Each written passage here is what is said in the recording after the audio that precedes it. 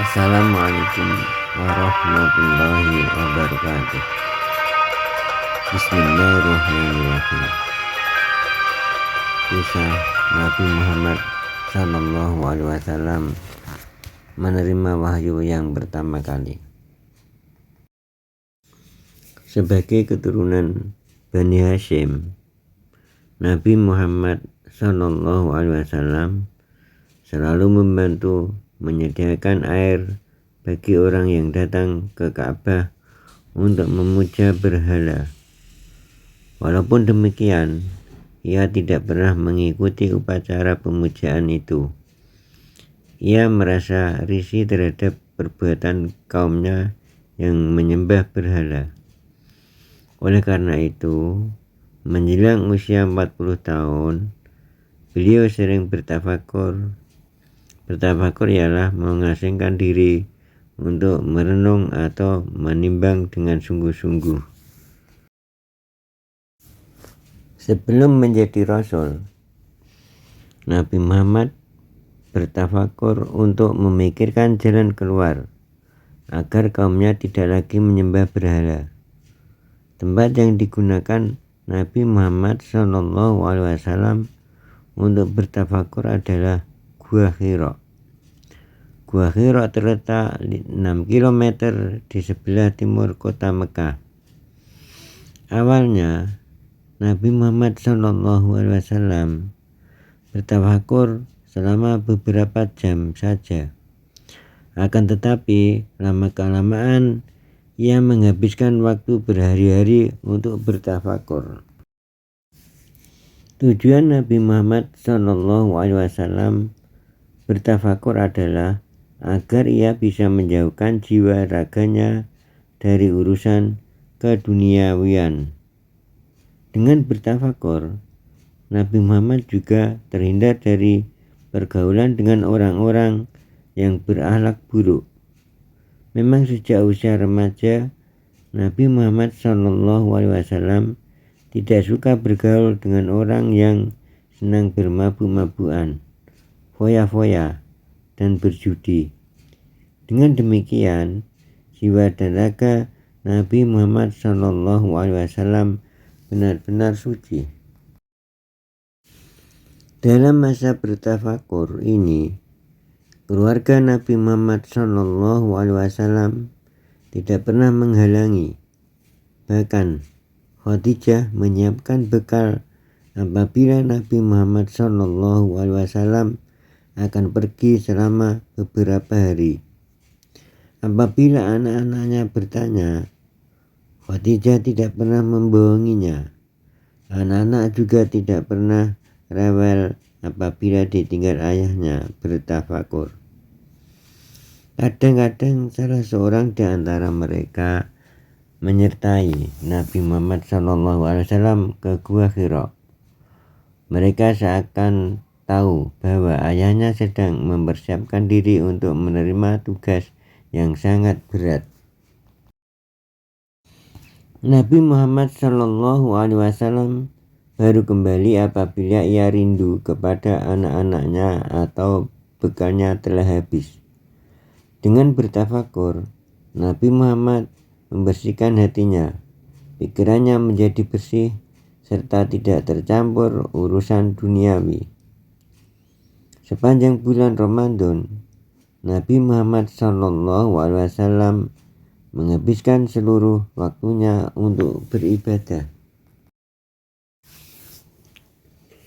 Pada tanggal 17 Ramadan, ada keanehan di dalam Gua Hira.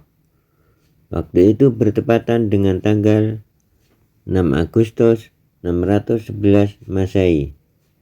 Nabi Muhammad melihat cahaya terang benderang memenuhi gua itu. Kemudian muncullah Malaikat Jibril. Malaikat Jibril datang dan merangkulnya lalu berkata, "Bacalah." Nabi Muhammad menjawab, "Aku tidak bisa membaca." Kemudian Malaikat Jibril makin mempererat rangkulannya dan mengulangi perintahnya. Nabi Muhammad SAW menjawab dengan jawaban yang sama. Kejadian tersebut berulang sampai 3 kali. Malaikat Jibril kemudian membaca surat Al-Alaq ayat 1-5. Iqra bismi rabbikal ladzi khalaq. Khalaqal insana min 'alaq. Iqra wa rabbukal akram. Alladzi 'allama bil qalam.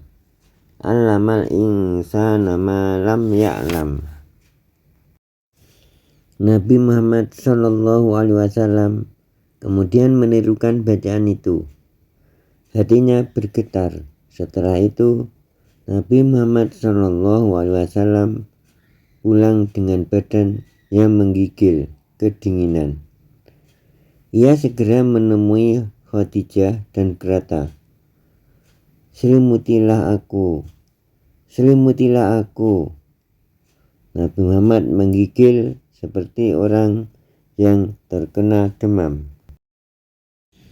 Setelah merasa tenang, barulah Nabi Muhammad SAW bercerita kepada Khadijah mengenai kejadian yang baru saja dialaminya. Khadijah kemudian membawa Nabi Muhammad SAW untuk menemui saudaranya, yaitu Waraqah bin Naufal. Ia seorang pemeluk Nasrani yang taat dan mempelajari Injil dalam bahasa Ibrani. Khadijah kemudian menceritakan kejadian yang baru saja dialami suaminya. Setelah mendengar cerita Khadijah, Waraqah berkata, demi Tuhan, Dia telah memilihmu menjadi nabi umat ini. Malaikat Jibril telah datang kepadamu, sebagaimana ia datang kepada Nabi Musa. Kamu akan mengatakan bahwa engkau penipu. Mereka akan memusuhimu, melawanmu, dan membuangmu. Sungguh, bila aku masih hidup sampai waktu itu, aku akan membelamu. Meskipun khawatir, Nabi Muhammad SAW menjadi tenang kembali setelah mendengar nasihat dari Waraqah bin Naufal. Khadijah juga merasa gembira mendengar suaminya diangkat menjadi nabi. Nabi adalah orang yang dipilih Allah Subhanahu wa Ta'ala untuk menerima wahyunya. Dengan telah diterimanya wahyu Allah Subhanahu wa Ta'ala, berarti Muhammad telah diangkat menjadi nabi. Turunnya wahyu membuat Nabi Muhammad SAW memulai babak baru. Hidupnya sebagai nabi dan rasul Allah Subhanahu wa Ta'ala. Ia memiliki kewajiban menyampaikan wahyu yang diterimanya kepada seluruh umat manusia. Demikianlah sekilas kisah Nabi Muhammad SAW menerima wahyu yang pertama kali. Kurang lebihnya minta maaf. Semoga bermanfaat. Wassalamualaikum warahmatullahi wabarakatuh.